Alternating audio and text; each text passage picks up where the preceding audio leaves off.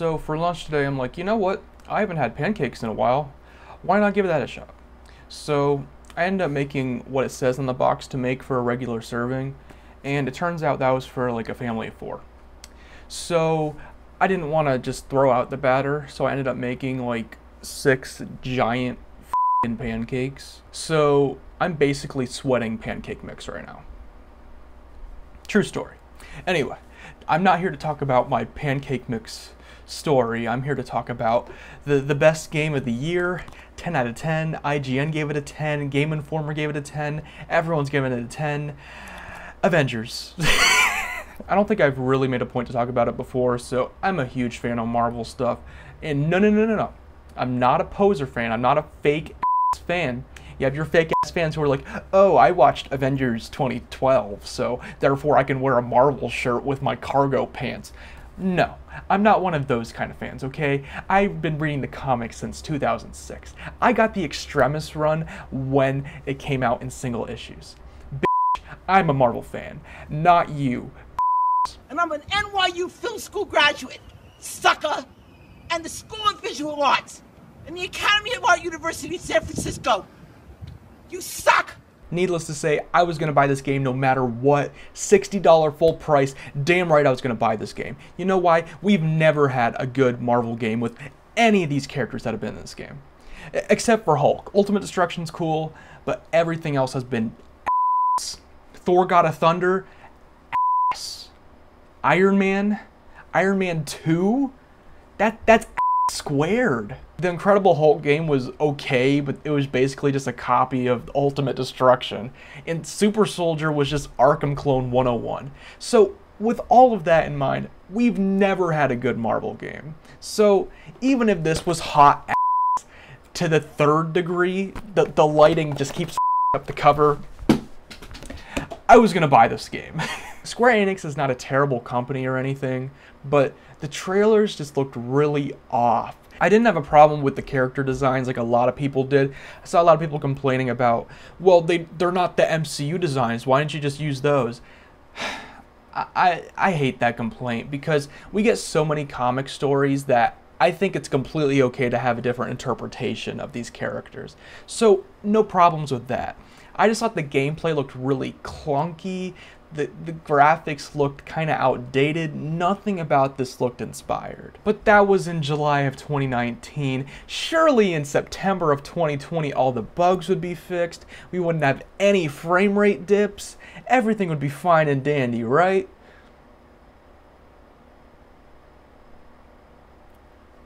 So after playing 10 hours of the campaign and 10 hours of multiplayer, I don't hate this. This is not a terrible game. It's a very flawed game, but it's far from the worst thing ever. So let's start with the campaign.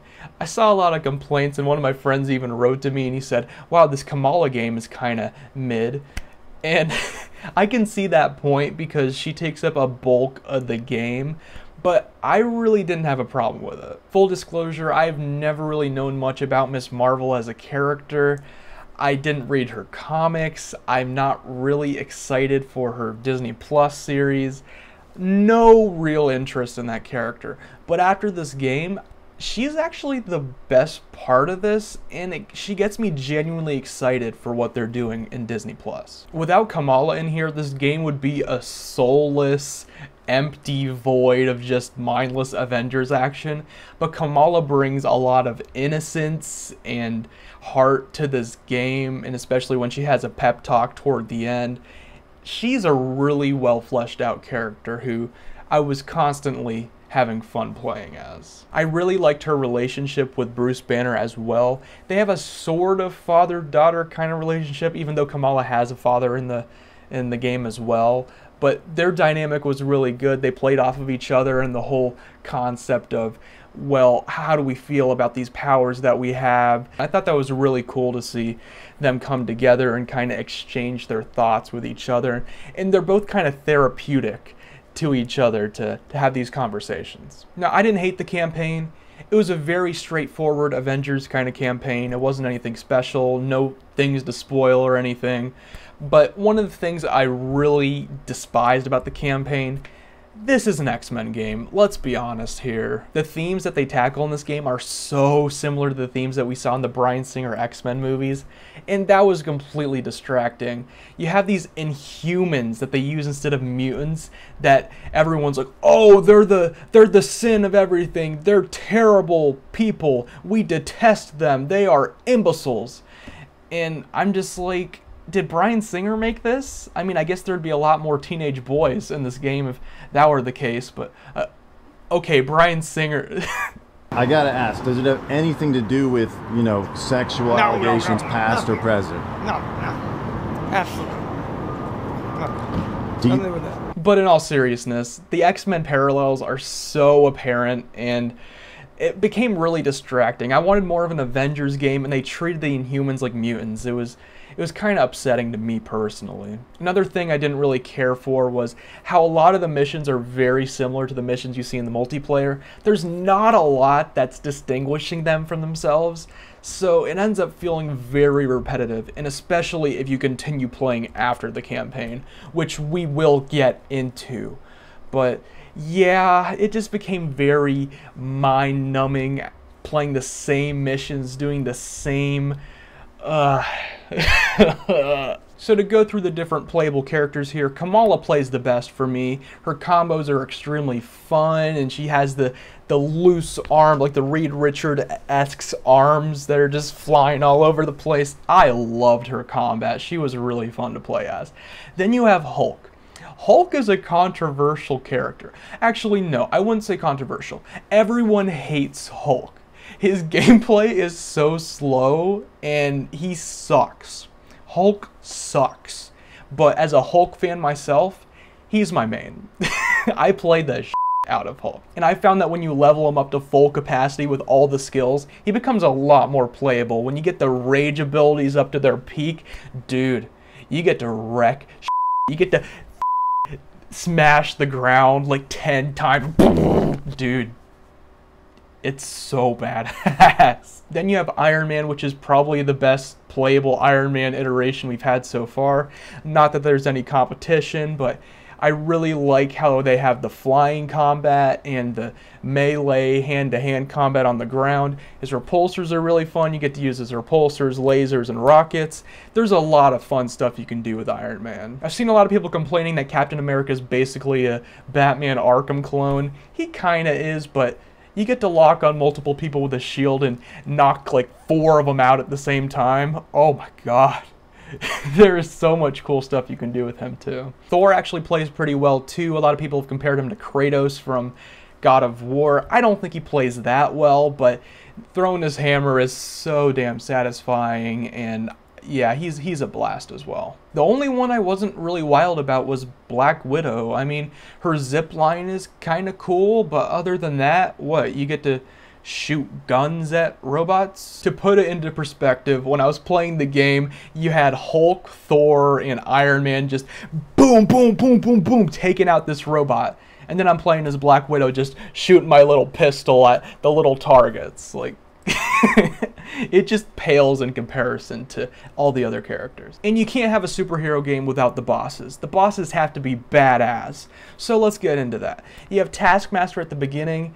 It's a cool little fight. It's pretty easy. Then you have Abomination, which, oh boy, that was fun. We've seen this kind of boss many times. He's just kind of a mindless brute, like a Kingpin in a Spider-Man game or a Bane in an Arkham game. So it wasn't anything new, but it was still so fun to play as Hulk and beat the shit out of Abomination, which is something I hadn't gotten to do in quite a while. And when Hulk went full Kratos on Abomination, my apartment flooded.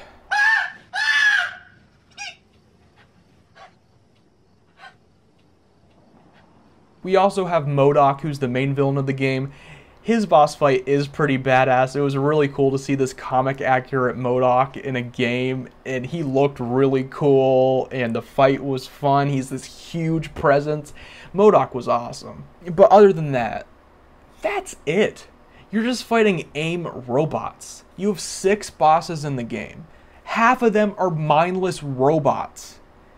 That's just the lamest shit dude. This is a Marvel game. You have a huge catalog of comic characters you can use. Why would you do 3 great characters and robots for the other 3? And on top of that, in the multiplayer, do you think they'd add more bosses? Nope. You play the exact same bosses multiple times. So I ended up fighting Taskmaster like 10 times by the end. And it's like, could you not have I'm breaking up here. Could you not have at least added a skin over like the Taskmaster so you have like Electro or something? I mean, that's Spider-Man, but you know what I mean. Adding a different villain, like, man. All right, got a little heated there, but you see what I mean. It's a Marvel game. You gotta have better bosses than this. Come on. All right, with the campaign out of the way, multiplayer.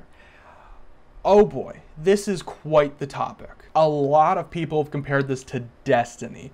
I never played Destiny, so I never got used to that kind of style of going in and having a 0.04 chance of getting this high gear item in your map. So I was fine with this. I really don't care. I actually had a lot of fun going and mining for gear. And to be honest, I never really got over the high of just getting to play a really playable and fun Avengers game for the first time in my life. And I know people in the audience are thinking, well, that's just because you're a fanboy. Yeah, I'm a shill. That's why I like this game. I'm not trying to hide that. If you're not a fan of Marvel, you're not going to like this game. You're not going to get anything out of this. There's nothing new here. This is just Destiny Clone 202. So speaking of mining gear, this game gets a little bit repetitive. And not just in the gameplay, you know, fighting the same villains. No. The same maps, the same missions, over and over and over and over and over. There's no end. You just have to keep getting gear, keep fighting the same enemies, keep taking out Taskmaster 10 times forever. That's just the game. And I've only played this game for a week, so I don't know how quickly this is gonna fade on me and how soon I'm just gonna get sick of this. But as of right now, I'm not sick of it yet. In 2 weeks, I could be dying. I could be on the ground just, but for now, I'm okay. Quick little interruption here. In the video, I said I wasn't quite sick of it yet. Then I played it last night. Yeah, I'm fucking done. I physically cannot play the same mission 10 more times anymore. I cannot fight Taskmaster for the 50th time. I can't do it. I'm sick of it. All right, back to the video. One thing I'll give the multiplayer is that they actually put cutscenes in some of the missions, so it is continuing the story, or at least attempting to. So there is some reason to keep playing the game after the campaign. They still give you chunks of goodness on the way. You can still take out Monica Lewinsky by the end. So I don't mind, you know, it's okay. So obviously I've given this game a lot of passes. I'm a Marvel shill, but I cannot give this a pass. This game has so many bugs. There are so many glitches.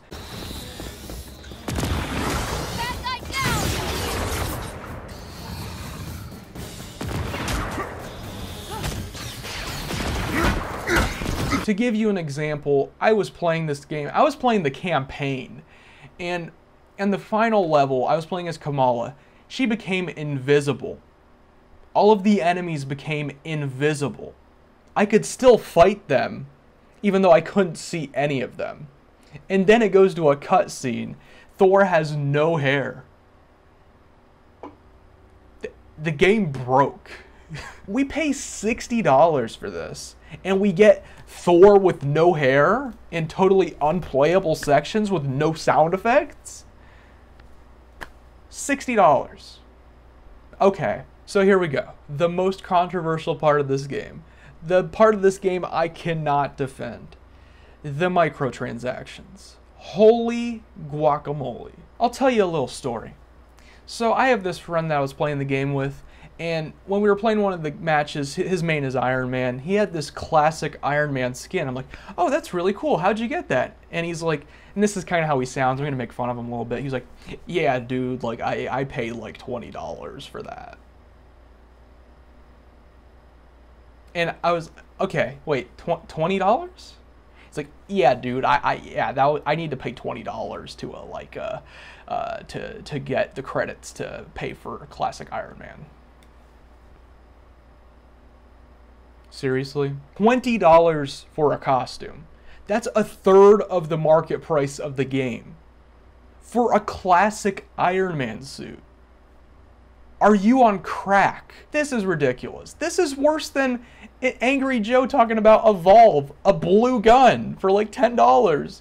This is a skin for $20. What is wrong with you? And I know you can argue, well, you can just get credits in the game, you know? You can just earn it over time. Bullshit. I grinded my ass off for a week to get 7,000 credits to get my damn Hulk suit in a suit. It took me a week to get one costume. I don't even know if this classic one was available for purchase with the in-game credits. I think you just had to buy it. It's just ridiculous for a suit. And on top of this, they're going to do DLC. Every game's going to do this because God forbid unlocking characters in games. Yeah, if you want to play as Hawkeye or you want to get that Black Panther, $10. $10 for the character pass. $10 a character? $10?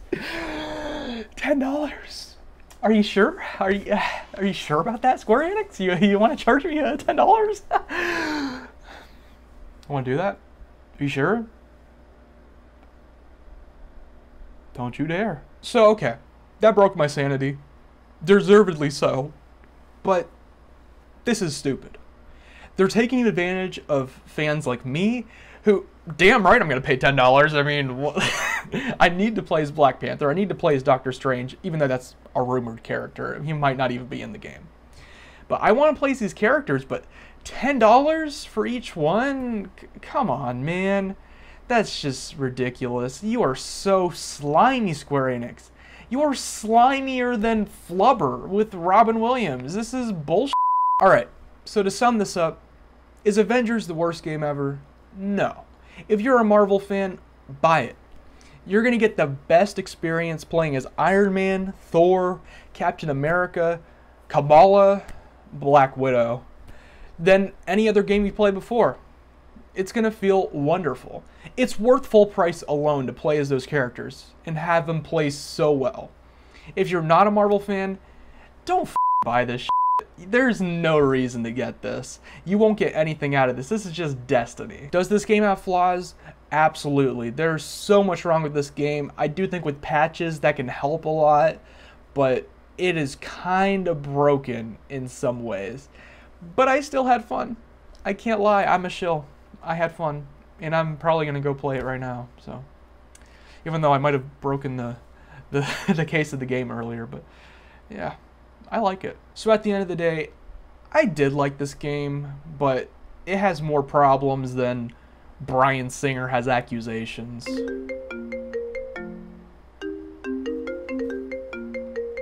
Hold on a sec. Hello? Oh. Oh, no, I can take that out. All right, cool. All right.